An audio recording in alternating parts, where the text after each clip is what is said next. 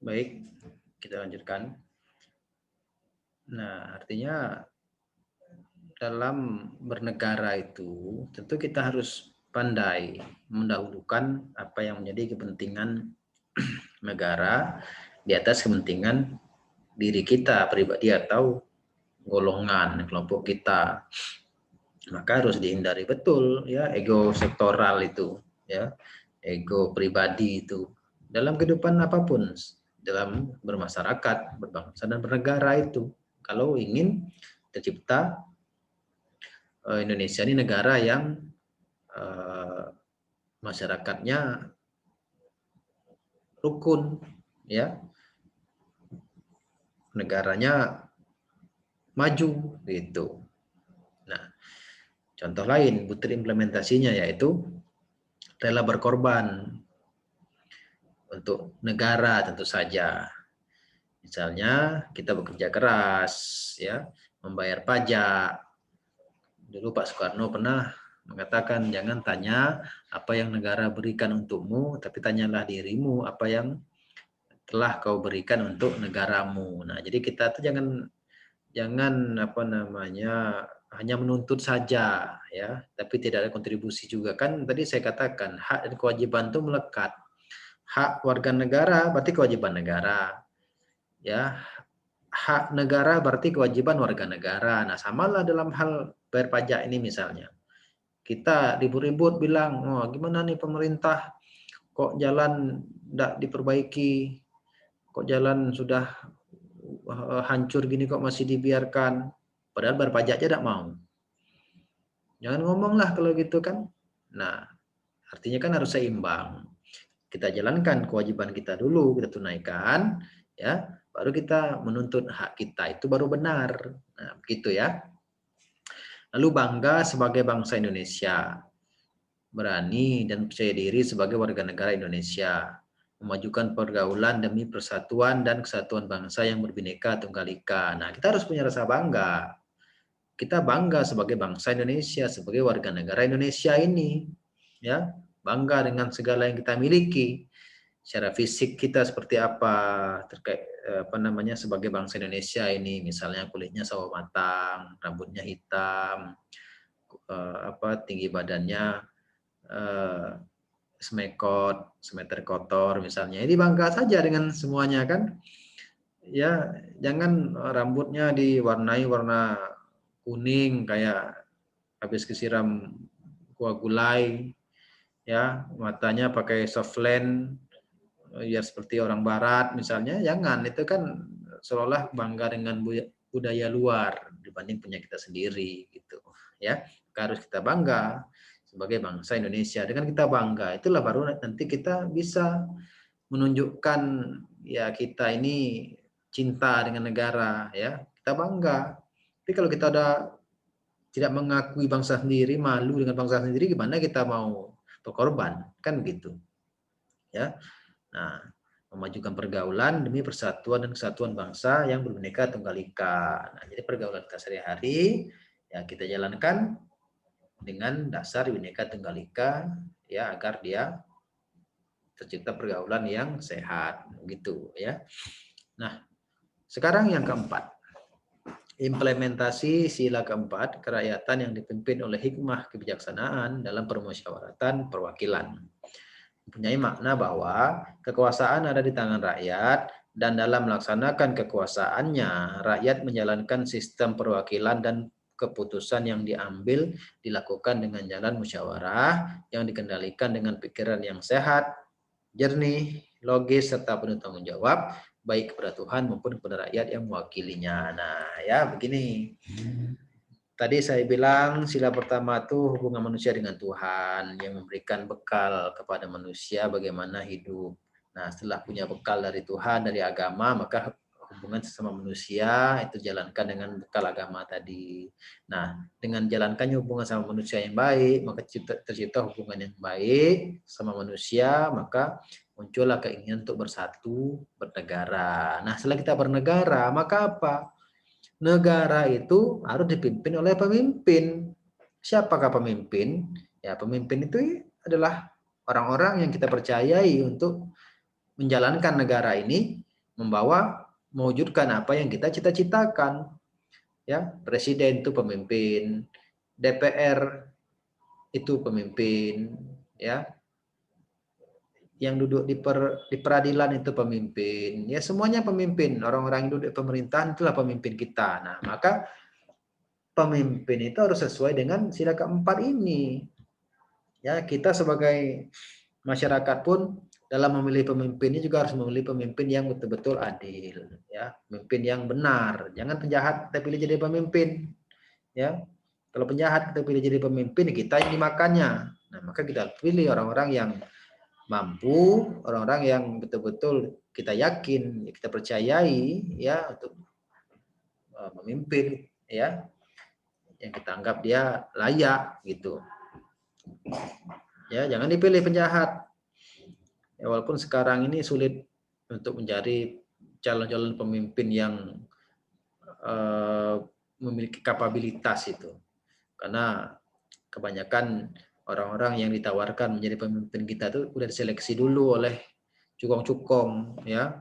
Orang-orang yang bisa berpihak kepada cukong-cukong itulah yang dijadikan pemimpin. Nah, kita ditawarkan pada pilihan-pilihan yang sulit. Nah, gitu kadang-kadang, maka hati-hati saja gitu kan kalau untuk dalam memilih pemimpin. Nah, seperti kita kan sebentar lagi mau pemilu tanggal 9 Desember ini, nah, maka hati-hati ya, dipertimbangkan betul siapa orang-orang yang kita percayai nanti, ya. Nah, maka pemimpin kita pilih itu pun tentu pemimpin yang harus dapat berpihak kepada rakyat yang memilihnya. Semua keputusan kebijakan yang diambil itu adalah kebijakan yang berpihak kepada rakyat, ya, yang sudah diputuskan dengan jalan musyawarah gitu, dengan akal yang sehat, jernih, logis, penuh tanggung jawab kepada Tuhan maupun kepada rakyat. Ini yang jarang dimiliki oleh pemimpin itu. Kebanyakan keputusan, kebijakan yang diambil itu hanya syarat kepentingan kelompok, tim pendukung, cukong-cukong. Itu kemarin baru ribut-ribut masalah Undang-Undang Cipta Kerja yang disebut-sebut, yang dinilai berpihak kepada pengusaha. Ya, boleh jadi memang begitu kan, kalau memang itu undang-undang pesanan, karena dari proses pembuatannya saja sudah penuh kecurigaan, ya, prosesnya terburu-buru, ya, lalu banyak orang yang sudah menilai substansinya bermasalah, kan tidak mungkin orang banyak salah, ya. Nah, itu bisa jadi memang jangan-jangan memang undang-undang itu ya berisi pasal-pasal yang berpihak kepada investor, ya, bukan kepada pekerja. Nah, sangat disayangkan kalau itu yang memang terjadi, ya berarti itu kebijakan yang tidak dapat ya dipertanggungjawabkan lah, baik pada Tuhan maupun pada rakyat. Nah, seharusnya begitu pemimpin yang bertanggung jawab, pemimpin yang takut dengan Tuhannya, pemimpin yang menyayangi rakyatnya. Nah, gitu. Setiap keputusan diambil dengan pikiran yang jernih, yang sehat. Nah, ya, nah, itu yang kita harapkan sebenarnya ya dalam sila keempat ini. Nah, selanjutnya butir-butir implementasi sila keempat yang dapat kita jalankan itu, misalnya pertama, masyarakat harus mengawasi wakil rakyat. Nah, pemimpin yang kita pilih, yang kita percaya itu harus kita awasi. Jangan sampai dia menyimpang. Kalau dia menyimpang, kita ingatkan. Ya. Karena kita yang memilihnya. Kita bertanggung jawab. Ya, maka masyarakat pun juga tidak boleh apatis, tidak boleh apa istilahnya tidak peduli, harus peduli dengan negara ini, peduli dengan jalannya pemerintahan ini, ya. Sampaikan kalau ada kekeliruan, tentu dengan jalan yang benar atau konstitusional, ya, sampaikan dengan baik. Demonstrasi bagaimana? Demonstrasi itu sah-sah saja sebenarnya sebagai salah satu cara untuk menyampaikan aspirasi, tapi itu opsi terakhir. Kalau tidak ada jalan lain, ya, bertemu tidak bisa, ya, tidak ada etikat baik, ya barulah opsi terakhir demo, tapi juga tetap harus demo yang apa namanya tertib, ya, jangan anarkis gitu. Tidak memaksakan kehendak kepada orang lain, ya jelas ya. Dalam musyawarah lah misalnya kita rapat dalam memutuskan sesuatu nih, ya tidak boleh kita memaksakan keinginan kita, kehendak kita paksakan harus A, ya A, yang lain harus ikut, tidak bisa. Ya, tentu harus didengarkan pendapat-pendapat orang lain, dicari jalan tengahnya apa. Itulah musyawarah. Harus sama-sama logowo, paham. Ya, mungkin kita ingin ada 10 keinginan, nah karena ini sudah dimusyawarahkan, nah tinggal 3, ya. Yang lain tadi bawa 10 juga, tinggal 3 juga, tinggal 2. Ya biasa, ya yang namanya cari jalan tengah kan tidak mungkin sebuah kebijakan itu dapat memuaskan semua pihak. Ya paling tidak sudah dicarilah win-win solution. Nah, begitulah yang dikatakan musyawarah mufakat, ya. Mengutamakan musyawarah dalam mengambil keputusan untuk kepentingan bersama. Ya, ini tadi saya katakan, ya. Jadi negara kita ini, Indonesia ini khasnya adalah demokrasi musyawarah mufakat. Ya, jadi kita tuh yang kita kedepankan bagaimana dalam mengambil keputusan itu ya musyawarah sebenarnya. Kalau pemungutan suara itu opsi terakhir. Ya di negara kita Indonesia ini itu sebenarnya yang diamanahkan oleh Pancasila. Ya, musyawarah mufakat itu adalah setiap pengambil keputusan gitu. Agar mewakili apa yang menjadi objeknya. Ya kalau itu untuk masyarakat, ya diajak musyawarah masyarakatnya, pemimpin yang mewakilinya bermusyawarah gitu. Ya, jangan keputusan sepihak, ya itu yang tidak baik, ya. Harus musyawarah mufakat. Nah, tentu musyawarah mufakat ini diliputi oleh semangat kekeluargaan. Nah, ini ya. Musyawarah mufakat itu dapat terwujud kalau dijalankan dengan penuh rasa persaudaraan, rasa kekeluargaan. Kalau sudah diliputi oleh rasa kebencian, rasa permusuhan, saya jamin 100% tidak akan tercapai musyawarah mufakat itu. Nah, maka kunci musyawarah mufakat itu adalah rasa kekeluargaan, rasa saling memiliki, rasa saling solidaritas. Nah, begitu. Nah, itu kan yang merupakan amanah dari Pancasila. Gitu, ya. Hasil musyawarah harus diterima dan dilaksanakan dengan tanggung jawab. Nah, setelah kita bermusyawarah, mau dapat suatu keputusan, maka apa? Sama-sama diterima. Walaupun putusan itu boleh jadi tidak memuaskan semua pihak, termasuk kita misalnya, kalau kita jadi pemimpin atau di masyarakat. Tapi dijalankan, karena itu sudah keputusan bersama. Jangan di belakang ngomong lagi, saya kan tidak setuju dengan keputusan itu. Ya, tidak boleh. Jalankan, karena itu sudah keputusan bersama. Begitu, ya. Lalu musyawarah dilakukan dengan akal sehat dan sesuai dengan hati nurani yang luhur. Nah itu ya musyawarah itu baru bisa mufakat tuh kalau dia diliputi rasa kekeluargaan dan juga dijalankan dengan akal sehat, hati nurani yang luhur. Ya kalau penuh dengan subjektivitas, rasa curiga, kebencian, ego sektoral, saya jamin ya sampai kapanpun musyawarah tidak akan dapat keputusan, ya buang waktu aja. Nah, maka harus betul-betul penuh rasa tanggung jawab, akal sehat, ya turun hati nurani dan rasa kekeluargaan, gitu ya. Nah, keputusan yang diambil harus dapat ditanggungjawabkan secara moral kepada Tuhan, menjunjung tinggi harkat martabat manusia serta nilai-nilai kebenaran dan keadilan. Nah, jadi keputusan musyawarah itu keputusan yang benar dalam arti dapat ditanggungjawabkan bukan hanya secara hukum tapi secara moral kepada Tuhan. Ya, kalau secara hukum itu di negara, di dunia, secara moral, secara apa namanya, agama itu kepada Tuhan. Nah, itu harus kita dapat tanggung jawabkan juga. Itu yang berat, ya. Kalau sekedar hukum aja itu bisa cocok-cocokkan saja cari pasal-pasalnya. Tapi kalau secara moral agama itu yang berat. Ya, pemimpin bikin kebijakan, ternyata kebijakannya menindas rakyat, nah, maka itu berarti tidak dapat dipertanggungjawabkan secara moral, gitu. Nah, itu ya kira-kira dalam sila keempat. Sekarang sila kelima. keadilan sosial bagi seluruh rakyat Indonesia. Nah, tadi saya katakan sila keempat itu bagaimana kita nih bernegara tuh harus memilih pemimpin.